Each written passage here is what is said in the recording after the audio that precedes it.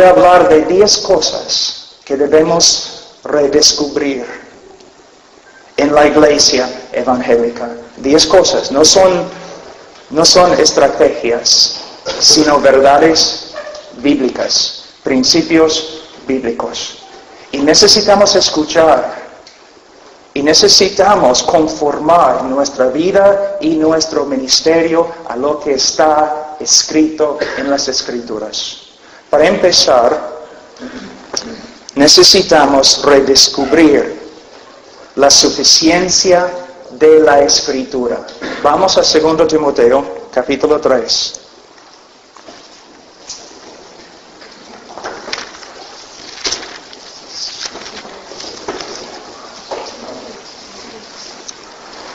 Segunda Timoteo, capítulo 3, versículo 15.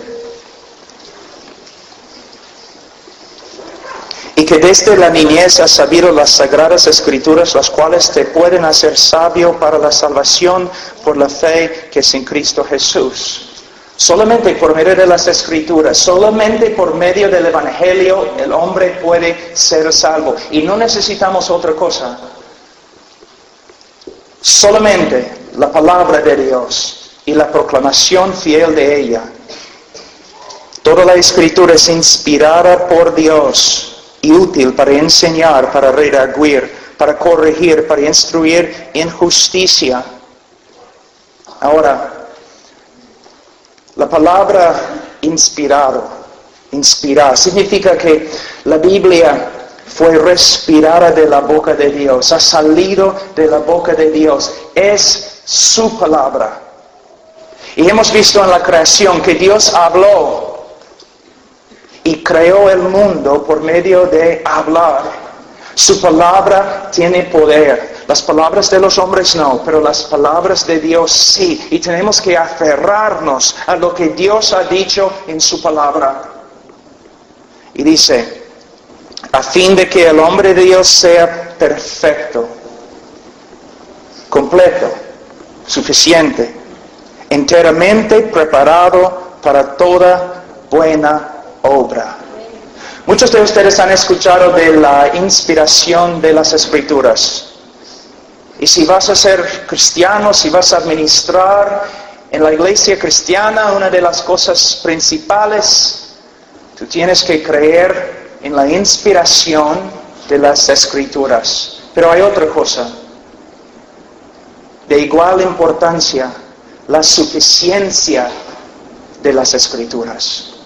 Y te digo que muchos que dicen que creen en la inspiración de las Escrituras, no creen en la suficiencia de las Escrituras.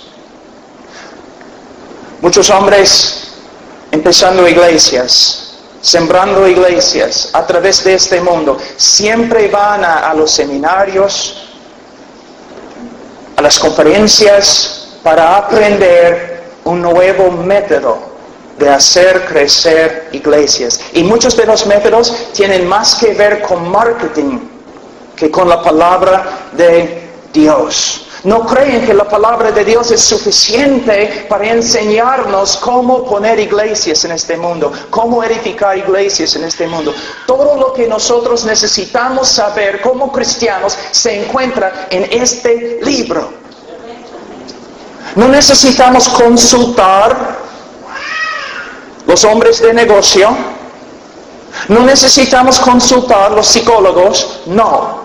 Solamente necesitamos estudiar la palabra de Dios. Y más que nos dependemos de la palabra de Dios, más que vamos a ver el Señor obrando entre nosotros. Ahora, hay algunas etapas muy peligrosas. Primeramente, la iglesia pierde el Evangelio. Es lo que hemos hecho. Como voy a enseñar luego, nosotros necesitamos entender que hemos reducido el glorioso Evangelio de Jesucristo a algunas leyes espirituales, algunos principios en un folleto. Y si una persona dice sí a cada pregunta evangelística, nosotros pronunciamos a esta persona salva. Y le decimos bienvenido a la familia de Dios. Casi no se predica en el día de hoy el evangelio. Y puesto que no se predica, no hay poder. Y puesto que no hay poder en la iglesia, los ministros empiezan a buscar soluciones, pero son soluciones de los hombres, la sabiduría humana, y no tienen valor. Tenemos que volver a las Escrituras para volver al Evangelio. Y cuando volvemos al Evangelio, como se encuentra en las Escrituras, vamos a ver el poder de Dios en este país o cualquier otro país. Tú puedes decir todo el día que España es muy duro, también los Estados Unidos, también Perú, duro. Pero Cristo es más fuerte, su Evangelio más poderoso que aún la depravidad humana. Necesitamos volver al Evangelio. Algunos de ustedes están diciendo ahora mismo, pero yo sé lo que es el Evangelio. Bueno, vamos a ver. Para continuar en este tema, vamos un ratito a Isaías 8. Un texto que nos debe asustar. Isaías 8, versículo 19.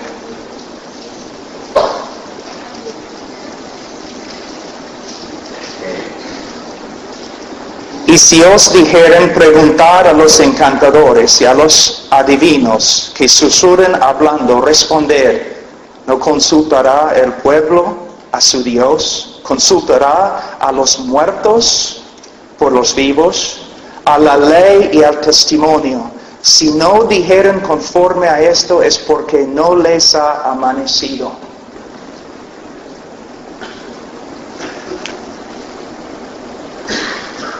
En muchos de los libros acerca del crecimiento de la iglesia, yo veo marketing de los hombres de negocio.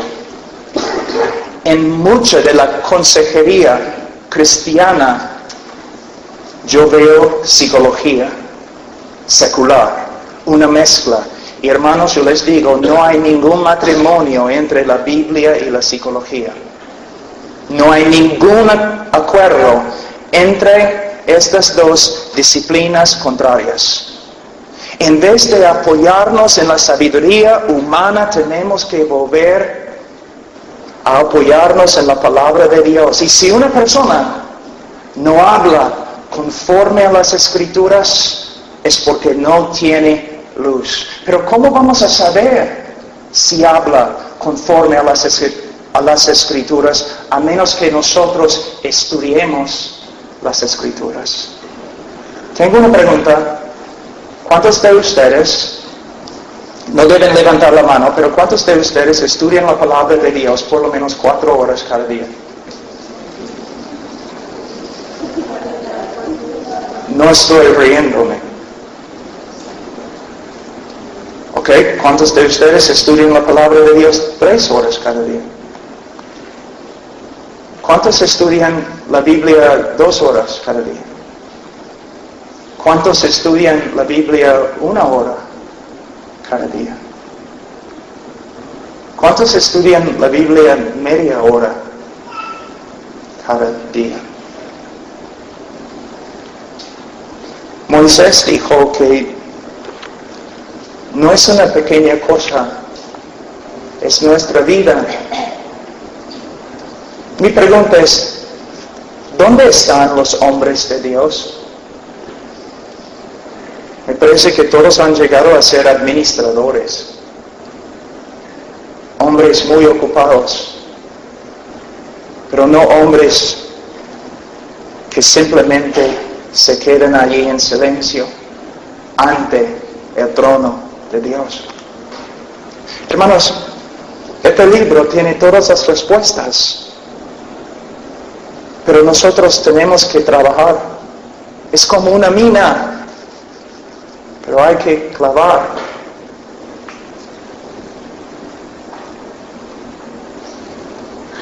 Algunos de los hombres que yo conozco, que admiro, que he estudiado, sí pasan 4 horas cada día en la palabra, y 3, y 2. Es necesario. Si eres pastor, tienes que volver a tu trabajo, tu tarea principal. Estar en la presencia de Dios.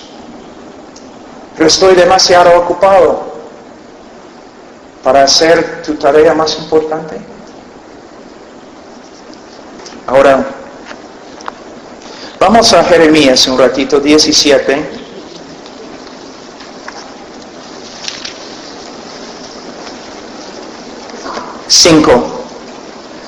Así ha dicho Jehová: maldito el varón que confía en el hombre y pone carne por su brazo, y su corazón se aparta de Jehová.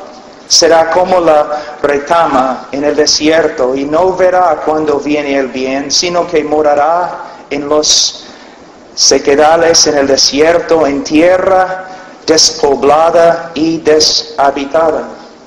Un lugar que es como un desierto espiritual. ¿Una vez has dicho de España que es casi como un desierto espiritual? Entonces, ¿cómo vamos a arreglar el problema? Por medio de dejar de confiar en nuestra propia fuerza, nuestra propia sabiduría, y aferrarnos a la palabra de Dios. Y dice, versículo 7, bendito el varón que confía en Jehová y cuya confianza es Jehová, porque será como el árbol plantado junto a las aguas, que junto a la corriente echará sus raíces y no verá cuando viene el calor, sino que su hoja estará verde, y en el año de sequía no se fatigará ni dejará de dar fruto. Y todos ustedes recuerdan Salmos capítulo 1, ¿no? Dice básicamente lo mismo. El hombre que medita en la palabra de Dios de día y de noche.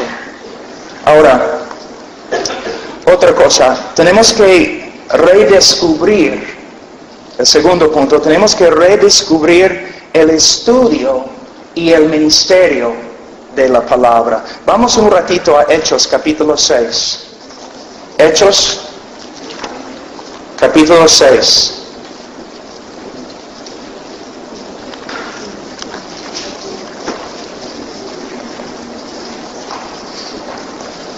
Versículo 1.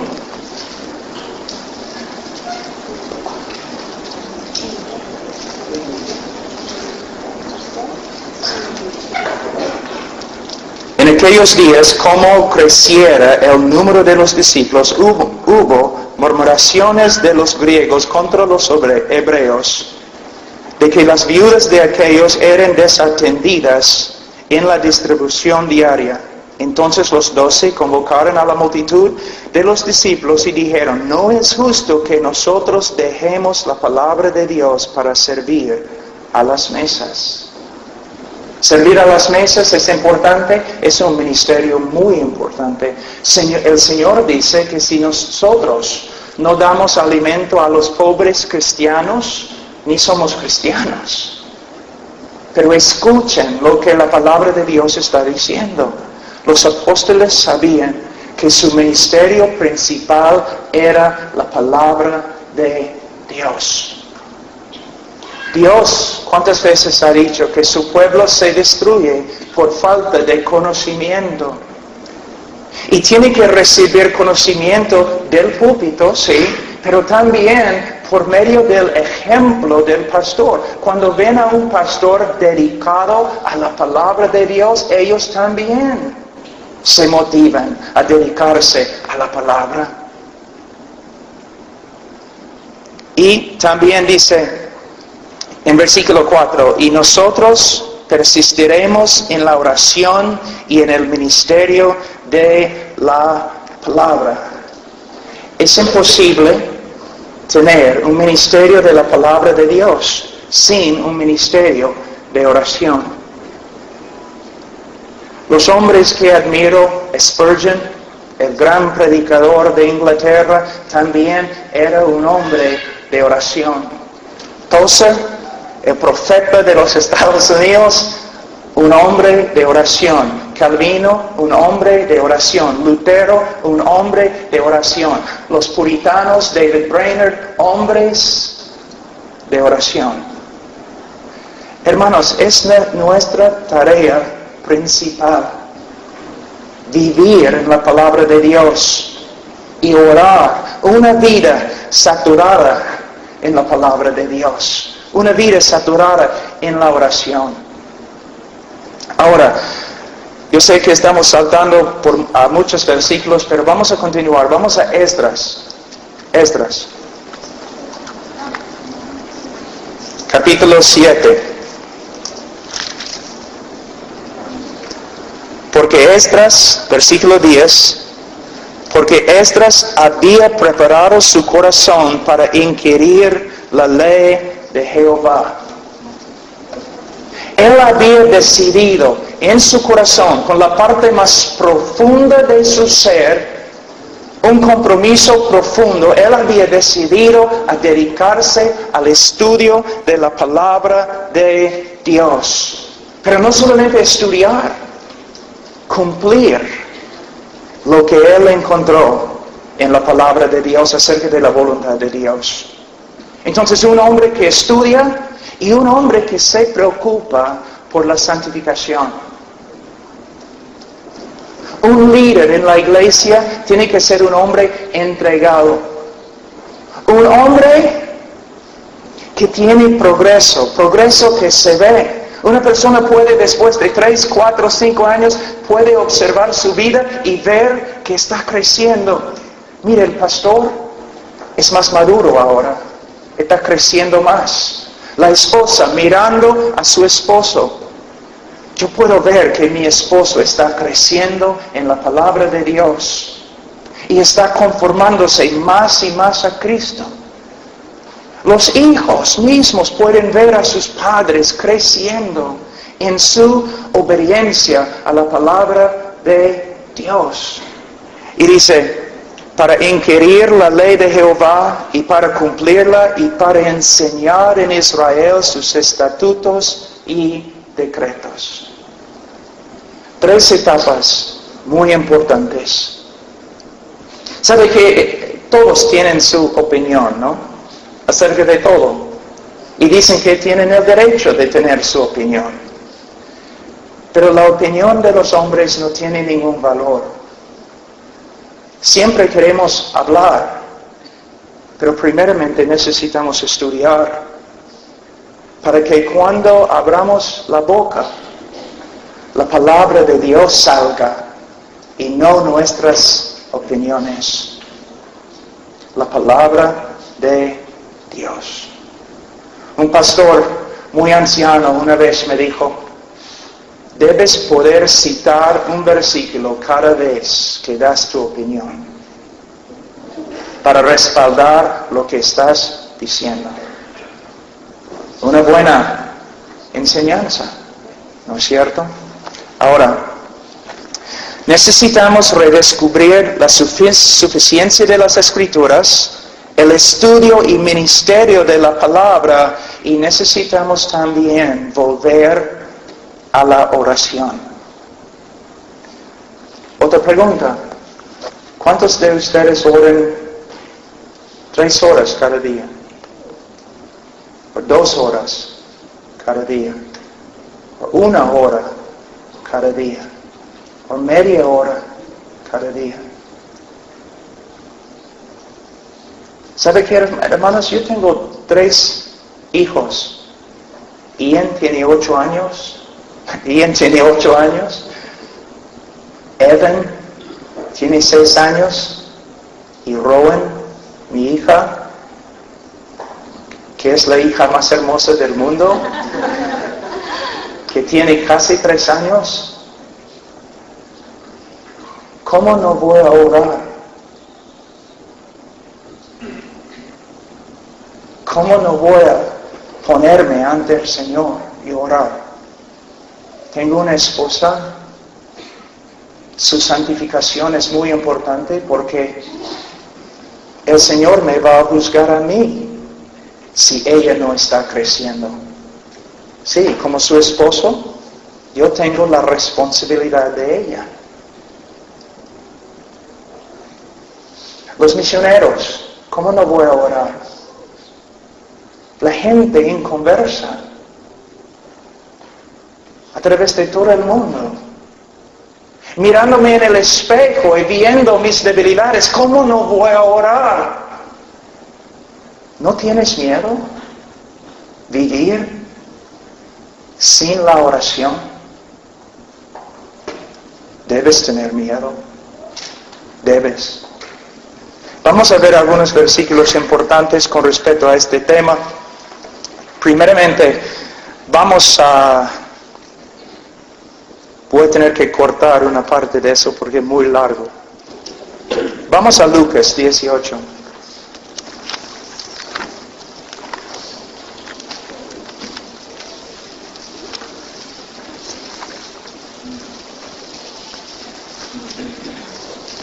Versículo 1. También les refirió Jesús una parábola sobre la necesidad de orar siempre y no desmayar. Él no está hablando metamórficamente, hermanos. Él no está hablando poesía aquí. Él está hablando en serio, literalmente. Mira lo que dice: la necesidad de orar siempre y no desmayar. ¿Por qué dice no desmayar? Porque es muy fácil empezar a orar.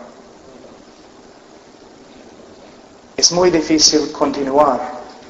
Días, semanas, meses, años.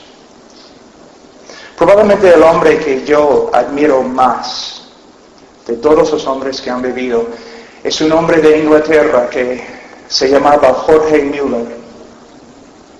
¡Qué hombre de oración! Oró por sus amigos. Oró por sus amigos. Cuando murió, 3 de ellos, todavía inconversos, se convirtieron durante el velorio. Toda su vida orando. Yo pienso en mi mamá, que ya está en el cielo con su Señor. Años y años y años, a pesar de mi rebeldía, un hijo inconverso, inmoral, un borracho. De verdad, yo les digo, cuando ella murió hace 2 años, yo tenía miedo. ¿Quién va a orar por mí ahora? Mi ministerio va a disminuir. La oración. Y mira la promesa que tenemos aquí. Había en una ciudad un juez que ni temía a Dios ni respetaba a hombre.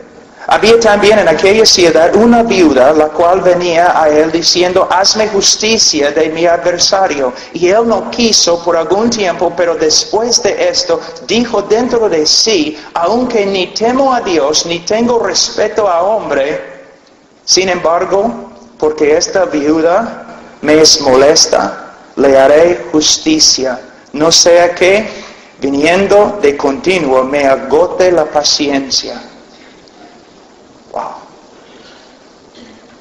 Y dijo el Señor: oíd lo que dijo el juez injusto. ¿Y acaso Dios no hará justicia a sus escogidos que clamen a Él, no de vez en cuando, sino día y noche? ¿Se tardará en responderles? Pero el último versículo es un poco triste. Os digo que pronto les hará justicia, pero cuando venga el Hijo de Dios, del hombre, hallará fe en la tierra. Es como si Jesús estuviera diciéndolo así: mira, si ustedes perseveren en la oración, si ustedes continúen en la oración, Dios puede hacer cosas increíbles, cosas grandes, cosas más allá que lo que ustedes pueden pensar o imaginarse. Pero cuando vengo de nuevo, no sé, ustedes van a estar creyéndome. Hermanos, hay una cosa que yo sé. Todo se puede en oración. ¿Hay un problema? Si me pongo de rodillas, si me quedo ahí, el Señor va a resolver el problema o Él me va a fortalecer para que yo pueda aguantar el problema.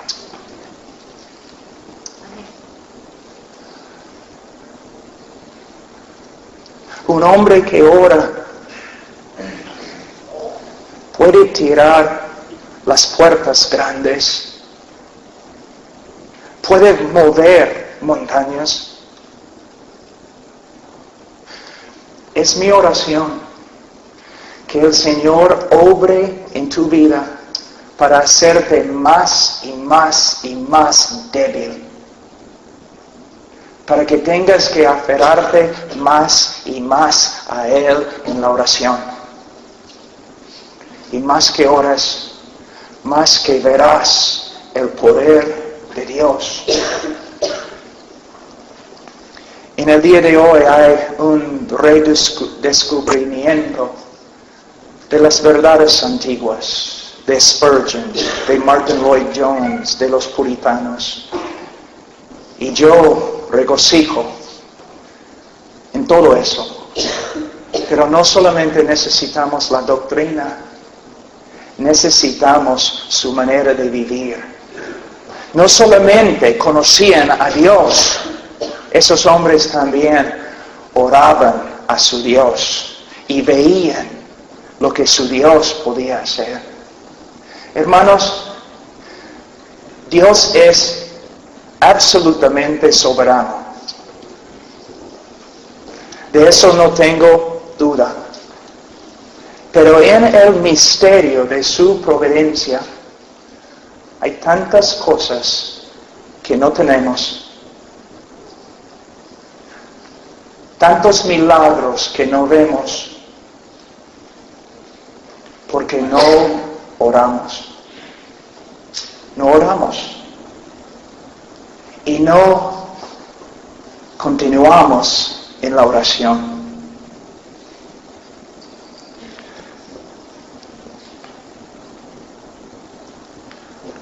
No sé si voy a poder explicarlo bien, pero una cosa que temo, estar ante el Señor. Y Él me dice, Pablo, si solamente supieras todo lo que yo podría haber hecho a través de ti, y no me pediste. No me pediste. Confiaste en tu brazo y no confiaste en mí. Sí, Pablo, estabas trabajando y trabajando, agotándote en mi nombre. Pero en vez de trabajar tanto, deberías haber orado. Martín Lutero dijo, la cosa se hace, se cumple en la oración. También él dijo, tengo tantas cosas que hacer hoy día que tengo que orar por lo menos 3 horas y no voy a poder cumplirlas. ¿Ya? Mira su mentalidad, la oración. Ahora, también vamos un ratito a Mateo 7, es uno de los textos favoritos míos. Mateo 7.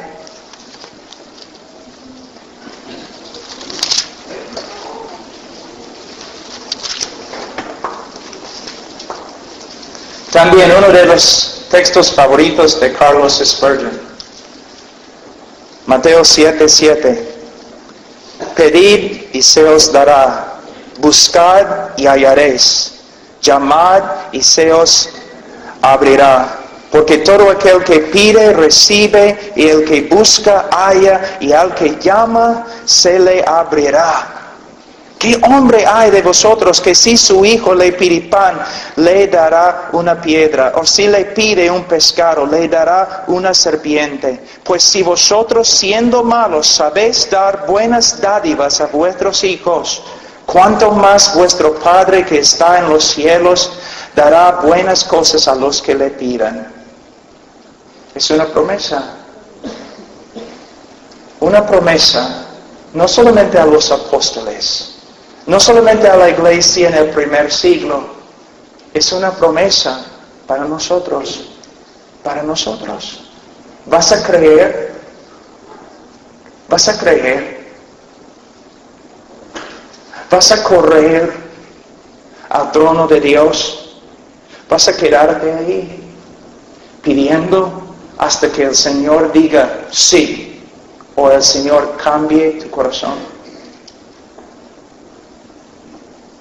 Sí, es soberano, pero Él desea dar mucho más que lo que nosotros podemos creer. Es muy triste en el día de hoy. Todos nosotros en el mundo en el día de hoy tenemos que pelear contra el humanismo, el pensamiento secular, los gobiernos antibíblicos, todo. Y tenemos problemas, es una lucha muy fuerte. Nosotros nos cansamos, nos agotamos. Y cuando no hay éxito en la iglesia, buscamos a los hombres de negocio para encontrar una manera de hacer crecer la iglesia.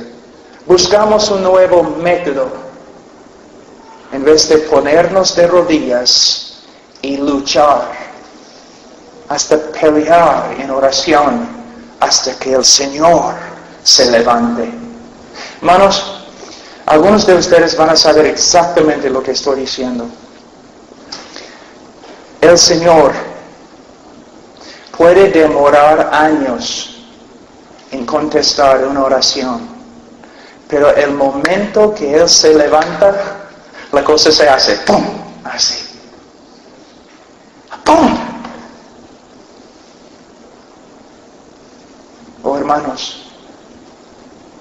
podemos trabajar, luchar, o podemos quedarnos ante su trono y ver la gloria de Dios. La gloria de Dios. Ahora, debemos volver a la suficiencia de las Escrituras, debemos volver al estudio y ministerio de la palabra, debemos volver a la oración, pero también debemos redescubrir el conocimiento de Dios y sus atributos. Esa es una cosa, es un punto muy importante para mí. Es una queja muy grande también que tengo. Vamos a Jeremías capítulo 9.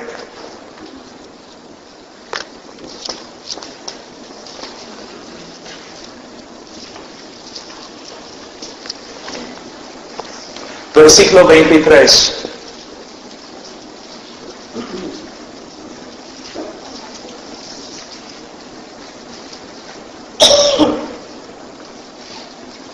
Así dijo Jehová: no se alabe el sabio en su sabiduría, ni en su valentía se alabe el valiente, ni el rico se alabe en sus riquezas. Mas alábese en esto el que se hubiere de alabar, en entenderme y conocerme, que yo soy Jehová, que hago misericordia, juicio y justicia en la tierra, porque estas cosas quiero, dice Jehová.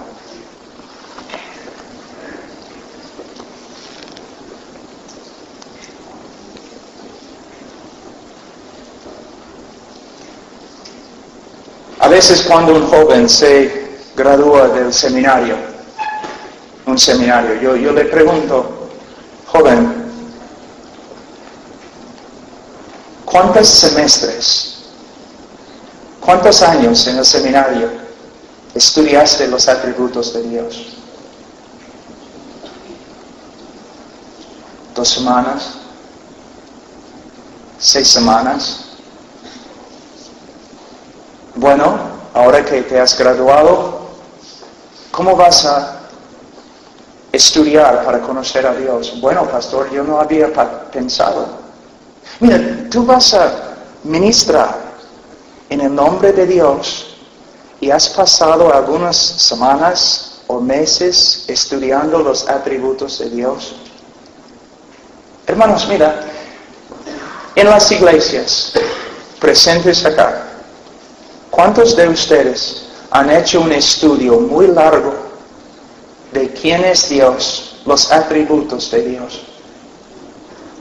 ¿Cuántos predicadores predican sobre los atributos de Dios? Ustedes no pueden ver, somos un pueblo que no conoce a Dios. ¿Cómo vamos a tener fe? ¿Cómo vamos a caminar en santidad si no estudiamos la verdad principal en las Escrituras? Daniel dice, los que conocen su Dios van a ser fuertes. Estudiamos un montón de cosas. Estamos tan ocupados en la iglesia, pero rara vez se encuentra una persona que ha hecho un estudio profundo de quién es Dios. Y por causa de esto, hay idolatría en la iglesia, aún en la iglesia evangélica. Domingo en la mañana es la hora más grande de idolatría en la semana. Porque personas están adorando a Dios con ideas equivocadas. Un Dios según su imagen. Un Dios según su manera de pensar. Una vez un pastor me dijo, Pablo, quiero que vengas a mi iglesia y que hagas un estudio de una semana de los atributos de Dios. Y yo le dije, bueno, pastor, no creo que sea sabio hacer eso. Y él me dijo, ¿pero por qué? Bueno, no quiero dividir tu iglesia. Y él dijo, ¿dividir la iglesia? ¿Cómo vas a dividir la iglesia con un estudio de los atributos de Dios? Y yo le dije, bueno, cuando yo empiezo a enseñar la doctrina de Dios según las Escrituras y conforme a la historia de la iglesia, una enseñanza clásica, conforme a los reformadores, los puritanos, Spurgeon. Si yo enseño tu iglesia lo que ellos enseñaban y lo que se encuentra en las Escrituras, cuando yo empiezo a enseñar sobre la soberanía de Dios, o la justicia de Dios, o la ira de Dios, va a haber personas en tu iglesia que se van a levantar y van a decir, este Dios no es mi Dios, no es el Dios que adoro. Porque no están adorando al Dios de las Escrituras, están adorando a un Dios que se le parece a Papá Noel. De verdad, hermanos. Mi Dios es un Dios de amor, mi Dios también. También mi Dios es un Dios que tiene indignación todos los días. Mi Dios es un Dios que salva, también el mío, pero también mi Dios es el Dios que mata y juzga y condena. Mi Dios es el Dios que edifica, el mío también, y también destruye. Y hace todo lo que Él quiere en el cielo y la tierra y el infierno. No es un Dios humanista, es un Dios teocéntrico, cristocéntrico.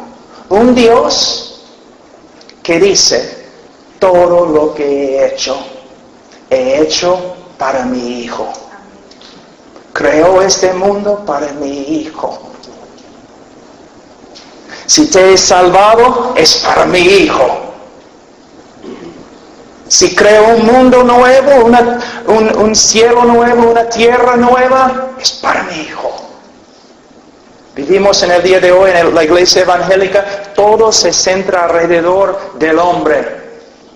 Todo para el hombre. No. Todo para Él. Todo para Él. Todo para Él.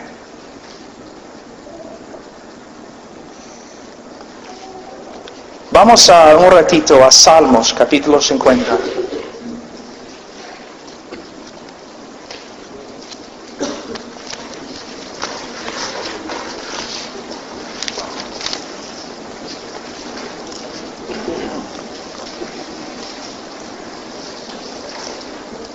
El pueblo que no conoce su Dios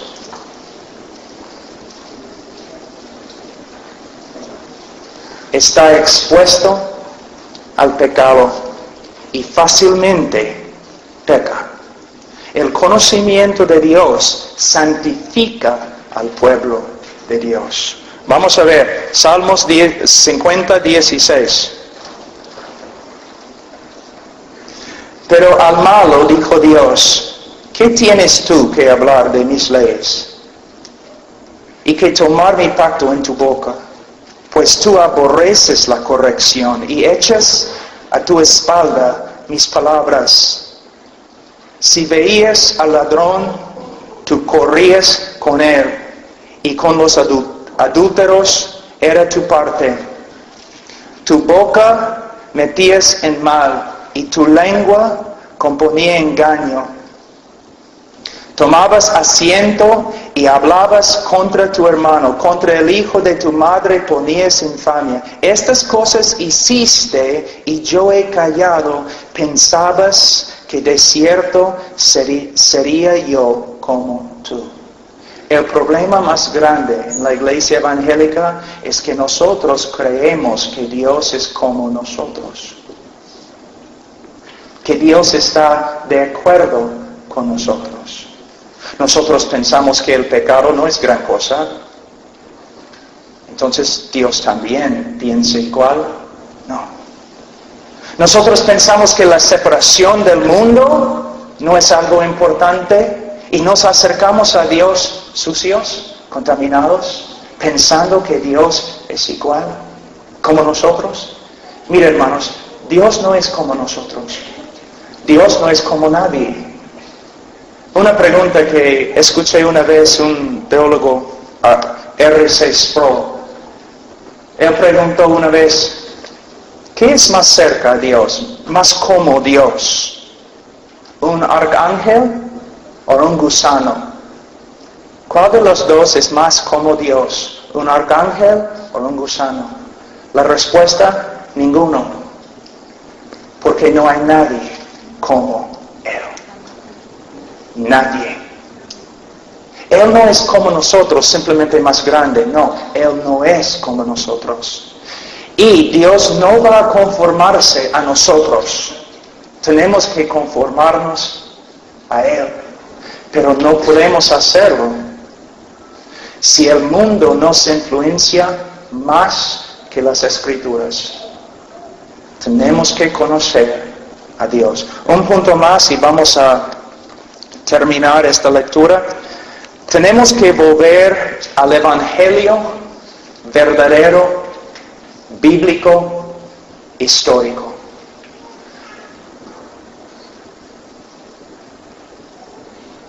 Cuando una persona testifica en el día de hoy, ¿cómo testifica? Más o menos así, entre los evangélicos. Es lo que yo he visto en Estados Unidos, Sudamérica, diferentes partes de Europa. Yo no sé, yo no conozco España, pero vamos a ver. En el día de hoy, ¿cómo se evangeliza? Una persona se acerca a un hombre en la calle y dice, Señor, me gustaría hacerte algunas preguntas. ¿Sí? ¿Cómo no? Señor, ¿te das cuenta que eres un pecador? Y él dice, pues sí, todos somos pecadores, ¿no? Sí, somos pecadores todos. Señor, ¿te gustaría ir al cielo? Pues sí, ¿quién no? Por supuesto quiero ir al cielo. ¿Okay? Entonces, Dios tiene un plan maravilloso para tu vida. Y el hombre dice, ¿de verdad? ¿Él tiene un plan maravilloso para mi vida? Sí. Yo tengo un plan maravilloso para mi vida también. Y tú estás diciéndome que Dios, si yo recibo a Dios, Él va a ayudarme a lograr todos los planes en mi vida. Bueno, algo así. Bueno, ¿qué tengo que hacer? Solamente tienes que repetir esta oración, pidiendo a Cristo que entre en tu corazón. Pero tienes que orar sinceramente. Ya vamos. Y ora. Y después de la oración, el cristiano dice, bienvenido a la familia de Dios, ahora eres cristiano. ¿Y cómo sabes? ¿Y quién dio a ti la autoridad de decir tal cosa?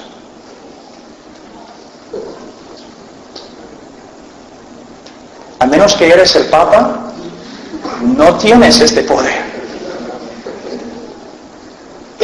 Mira, si una persona dice que es un pecador, no significa nada. El diablo sabe que es pecador. La pregunta no es, Señor, ¿sabes que eres pecador? La pregunta es, Señor, te he predicado el Evangelio. ¿Has escuchado las buenas noticias de Dios en la persona de Jesucristo? ¿Ha cambiado tu corazón? ¿El pecado que antes amabas, ahora odias? ¿La justicia que antes odiabas, ahora amas? Señor, mientras yo te he predicado el Evangelio, el Señor ha hecho algo en tu corazón. ¿Has cambiado? Y la pregunta no es, Señor, ¿te gustaría ir al cielo? La pregunta es, Señor, ¿quieres conocer a Dios? El Dios que has aborrecido, el Dios que has ignorado toda tu vida. Algo ha pasado a tu corazón.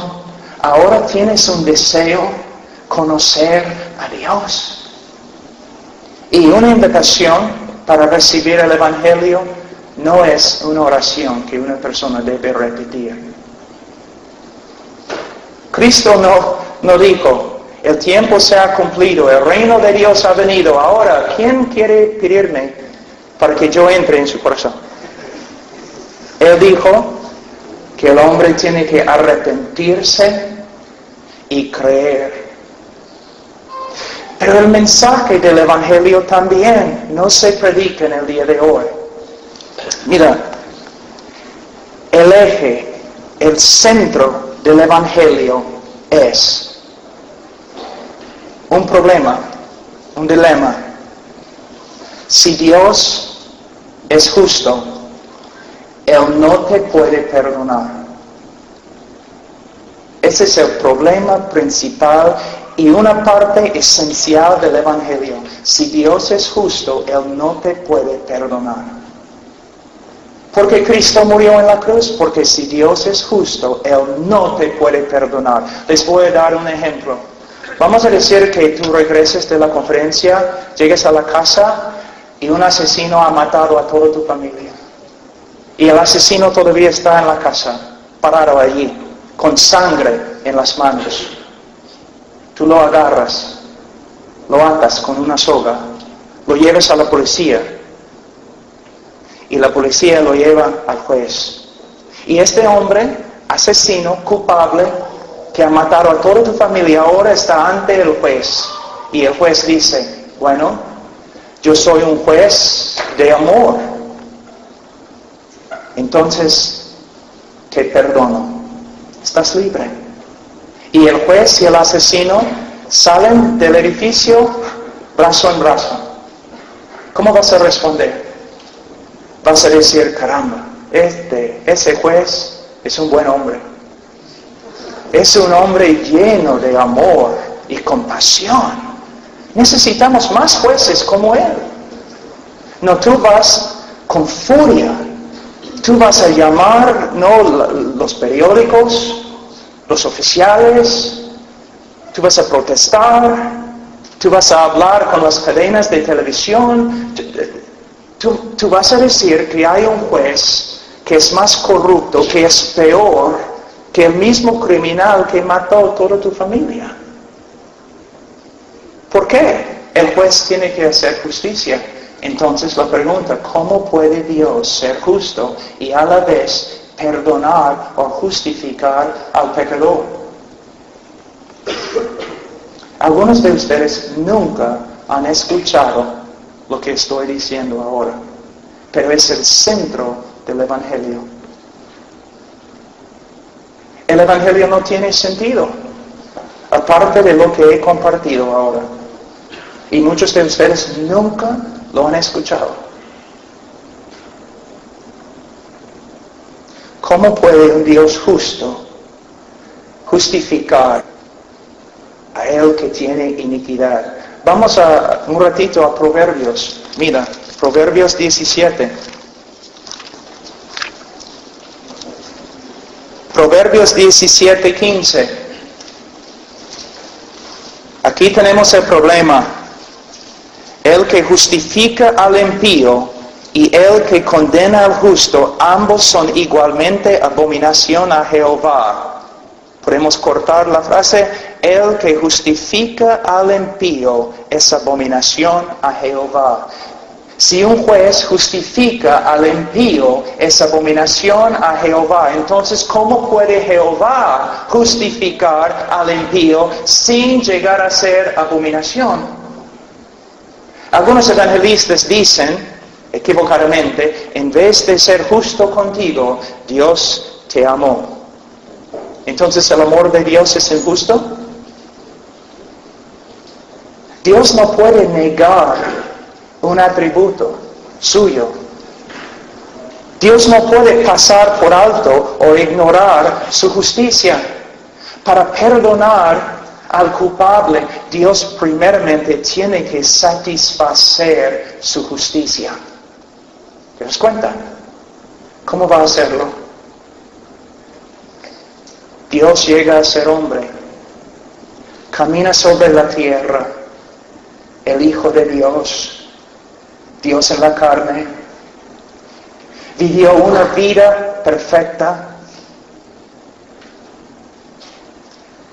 siempre agradando al Padre, sin falla, impecable. Y conforme al plan de Dios, Él va a la cruz. En la cruz, Él llevó el pecado de su pueblo.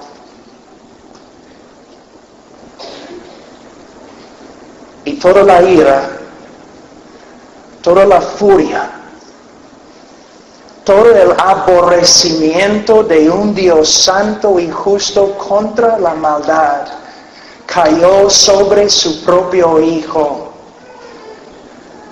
¿Han leído en Isaías? Mas Jehová quiso quebrantarlo. Cristo tomó, bebió la copa.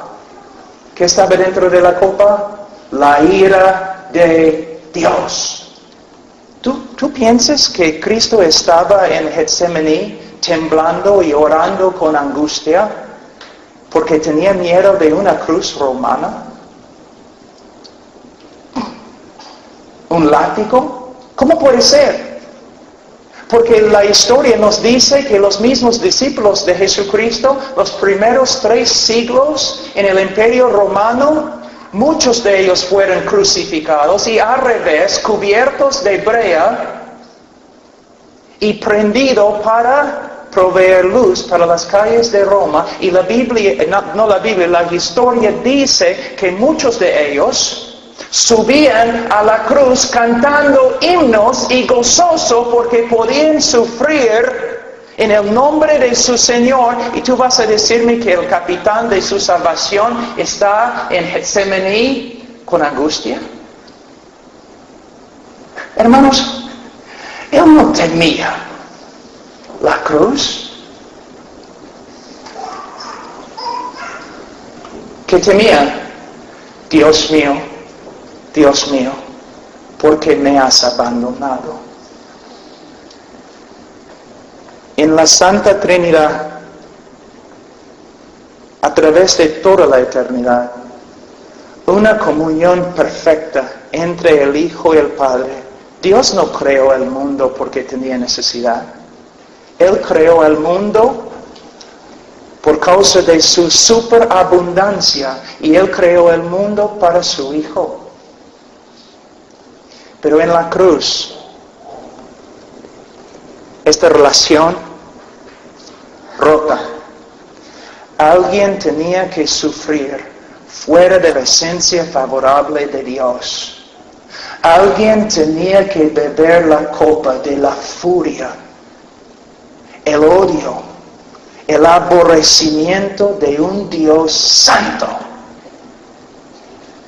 Cristo, cuando Él tomó la copa, cuando bebió la copa, Él dijo, consumada es. ¿Qué significa? Con su muerte, Él satisfizo una vez para siempre la justicia de Dios contra nosotros.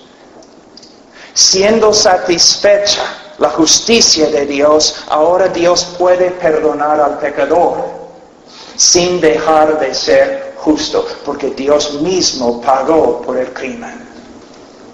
Algunos de ustedes nunca han escuchado esta verdad.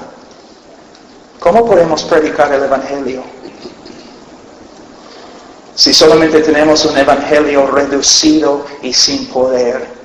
Un folletito con 4 leyes espirituales. ¿Cómo podemos predicar el Evangelio? Por eso, hermanos, tenemos que saber lo que la Biblia dice acerca del único mensaje que puede salvar al hombre. También predicar la resurrección. No solamente la muerte, la resurrección. La resurrección, buenas noticias y malas noticias. Depende de quién eres. Buenas noticias, malas noticias. ¿Por qué digo eso?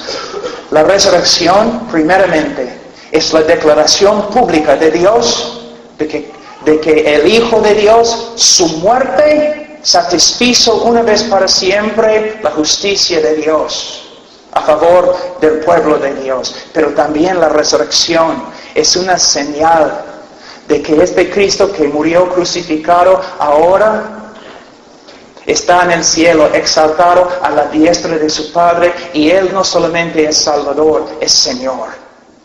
El Señor soberano. ¿Ustedes recuerdan cuando José, no? Sus hermanos le metieron en el pozo como si estuviera muerto?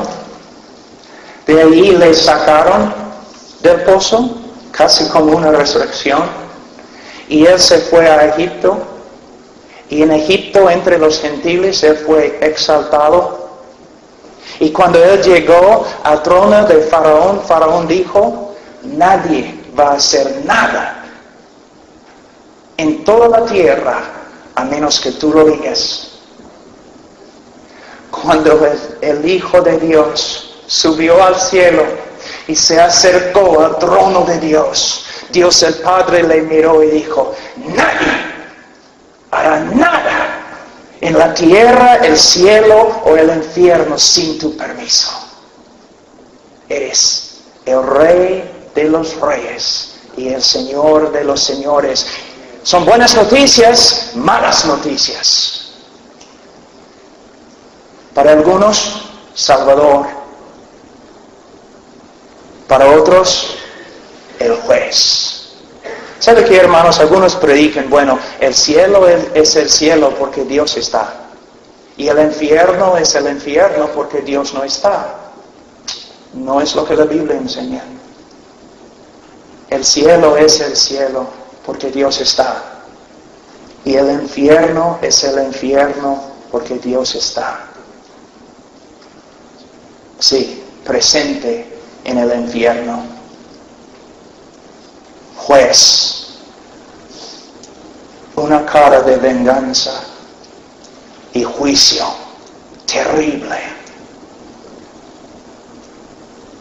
Dios no es un Dios domesticado como el Dios de los evangélicos. No. Es peligroso, pero es bueno. Es bueno. Otra cosa, después de predicar el Evangelio, no debemos manipular a las personas. No debemos manipular. Tenemos que rogarles que se arrepientan y que crean. Pero no podemos diseñar un folleto para hacer su decisión más fácil. Y nosotros no tenemos el poder de darles seguridad. Si una persona clama al Señor y dice, Señor, sálvame, y dice que cree y estoy presente, yo voy a regocijarme. Y si ellos me dicen, Pablo, ahora creo, yo voy a decir, gloria a Dios, si de verdad crees, eres salvo. Pero, si tú sales de aquí esta noche y tu vida no empieza a cambiar, y el Señor no empieza a trabajar en ti una obra de santificación, y si tú vuelves al mundo, es evidencia que nada sucedió acá esta noche. Porque la santificación es la evidencia de la justificación. Hay tantas personas en Europa y tantas personas en los Estados Unidos y Sudamérica que están confiando en la sinceridad de una decisión aunque viven como el diablo. ¿Te das cuenta? ¿Cuántas personas cuando les hablamos el Evangelio dicen, no te preocupes, hace años yo tomé mi decisión, hace años yo oré, sin darse cuenta que la evidencia de la salvación es que el Dios que comenzó la buena obra todavía está perfeccionándola. Por eso, cuando la iglesia en Corinto no estaba viviendo conforme al Nuevo Testamento y muchos estaban viviendo en inmoralidad, Pablo dijo que deben examinarse a la luz de las Escrituras para ver si de verdad eran creyentes. El Evangelio, hermanos. El Evangelio. Ahora vamos a orar y vamos a tomar un break de algunos minutos para que ustedes puedan descansar y luego vamos a entrar de nuevo y tengo 5 puntos más que me gustaría compartir con ustedes. Oremos, hermanos. Padre Santo, te pido en el nombre de Cristo que Señor, que uses lo que estamos enseñando. Señor, España, España, España.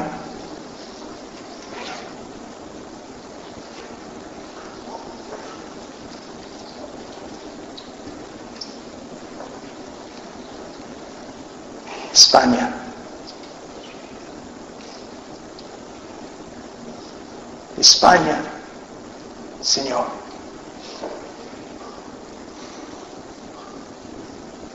Te hago recordar España.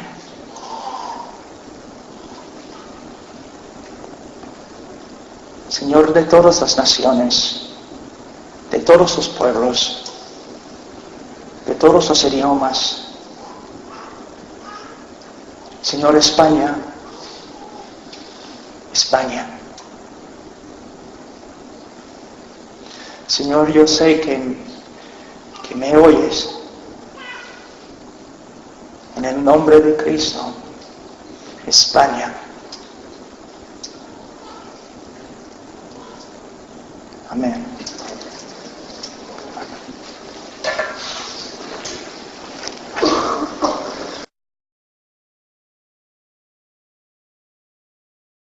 Un folleto.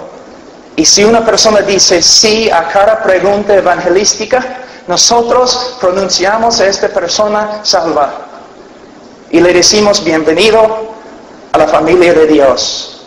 Casi no se predica en el día de hoy el Evangelio. Y puesto que no se predica, no hay poder. Y puesto que no hay poder en la iglesia, los ministros empiezan a buscar soluciones. Pero son soluciones de los hombres, la sabiduría humana, y no tienen valor. tenemos que volver a las Escrituras para volver al Evangelio. Y cuando volvemos al Evangelio, como se encuentra en las Escrituras, vamos a ver el poder de Dios en este país o cualquier otro país. Tú puedes decir todo el día que España es muy duro, también los Estados Unidos, también Perú, duro.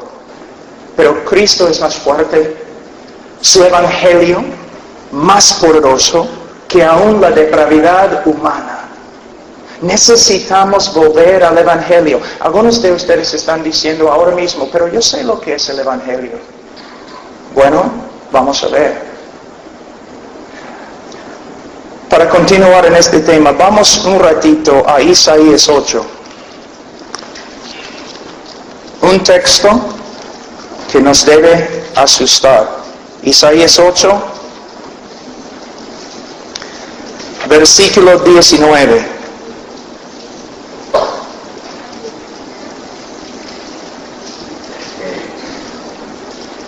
Y si os dijeren preguntar a los encantadores y a los adivinos que susurren hablando, responder, ¿no consultará el pueblo a su Dios? ¿Consultará a los muertos por los vivos? A la ley y al testimonio. Si no dijeren conforme a esto es porque no les ha amanecido.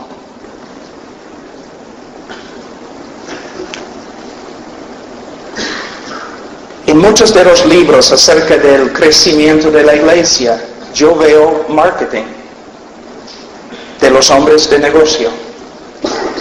En mucha de la consejería completo, suficiente, enteramente preparado para toda buena obra. Muchos de ustedes han escuchado de la inspiración de las Escrituras. Y si vas a ser cristiano, si vas a administrar en la iglesia cristiana, una de las cosas principales, tú tienes que creer en la inspiración de las Escrituras. Pero hay otra cosa, de igual importancia, la suficiencia de las Escrituras. Y te digo que muchos que dicen que creen en la inspiración de las Escrituras, no creen en la suficiencia de las Escrituras.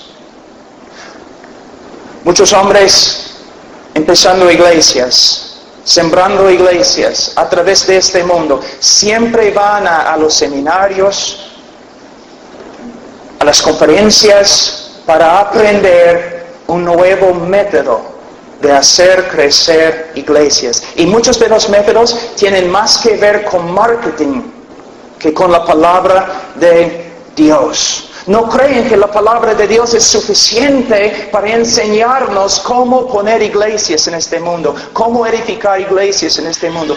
Todo lo que nosotros necesitamos saber como cristianos se encuentra en este libro. No necesitamos consultar los hombres de negocio. No necesitamos consultar los psicólogos. No. Solamente necesitamos estudiar la palabra de Dios. Y más que nos dependemos de la palabra de Dios, más que vamos a ver el Señor obrando entre nosotros. Ahora,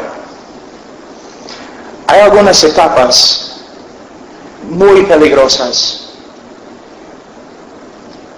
Primeramente, la iglesia pierde el Evangelio. Es lo que hemos hecho. Como voy a enseñar luego, nosotros necesitamos entender que hemos reducido el glorioso Evangelio de Jesucristo a algunas leyes espirituales, algunos principios.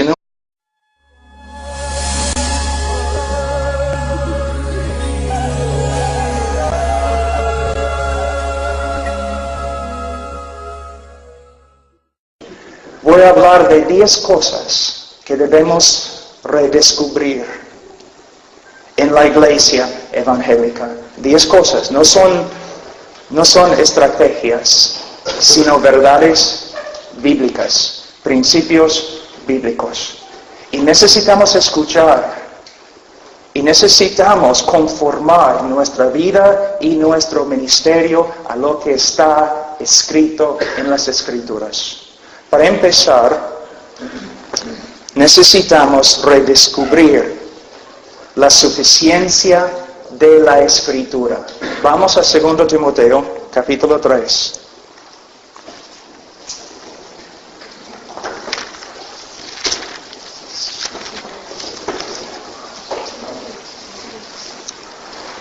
Segunda Timoteo, capítulo 3, versículo 15. Y que desde la niñez has sabido las sagradas Escrituras, las cuales te pueden hacer sabio para la salvación por la fe que es en Cristo Jesús.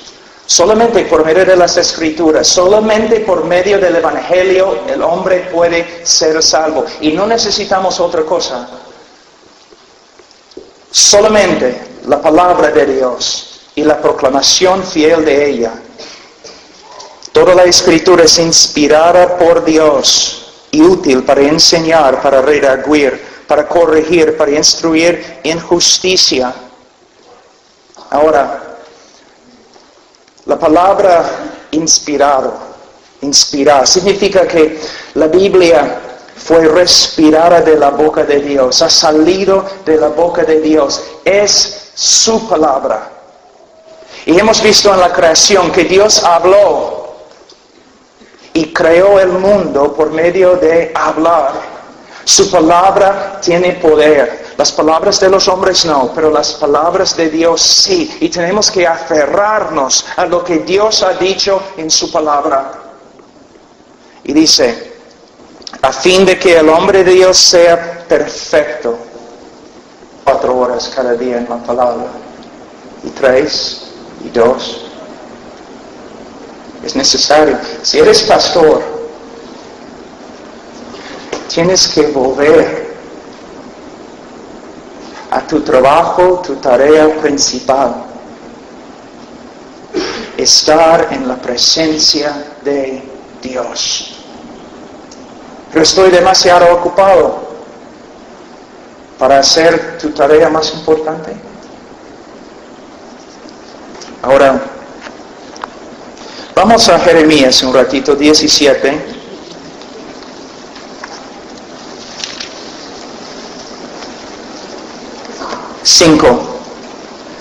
Así ha dicho Jehová, maldito el varón que confía en el hombre y pone carne por su brazo, y su corazón se aparta de Jehová.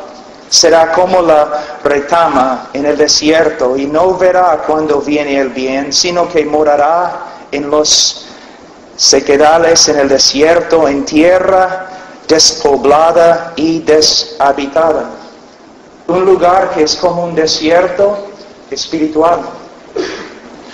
¿Una vez has dicho de España que es casi como un desierto espiritual? Entonces, ¿cómo vamos a arreglar el problema? Por medio de dejar de confiar en nuestra propia fuerza, nuestra propia sabiduría, y aferrarnos a la palabra de Dios. Y dice, versículo 7, bendito el varón que confía en Jehová y cuya confianza es Jehová, porque será como el árbol plantado junto a las aguas, que junto a la corriente echará sus raíces y no verá cuando viene el calor, sino que su hoja estará verde y en el año de sequía no se fatigará ni dejará de dar fruto. Y todos ustedes recuerdan Salmos capítulo 1, ¿no?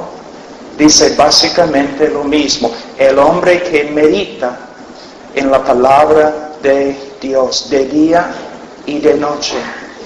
Ahora, otra cosa. Tenemos que cristiana. Yo veo psicología secular, una mezcla. Y hermanos, yo les digo, no hay ningún matrimonio entre la Biblia y la psicología.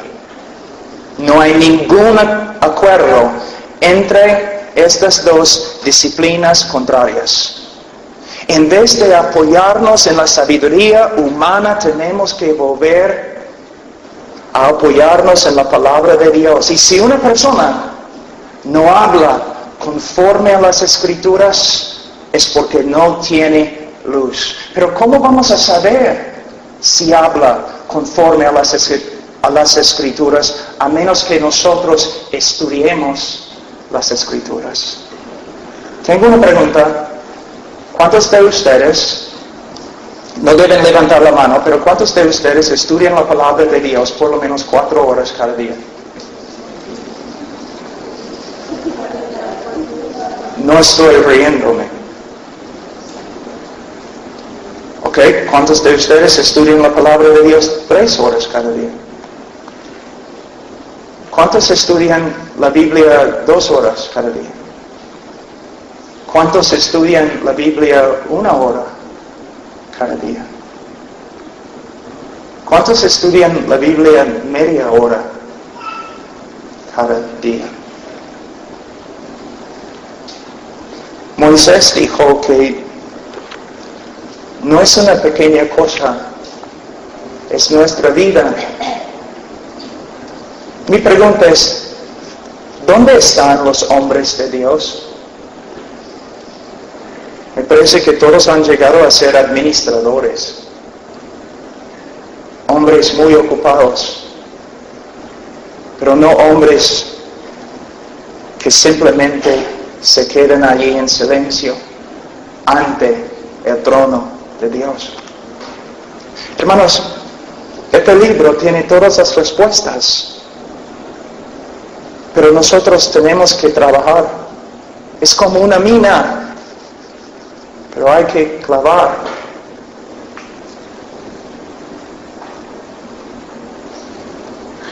Algunos de los hombres que yo conozco, que admiro, que he estudiado, sí pasan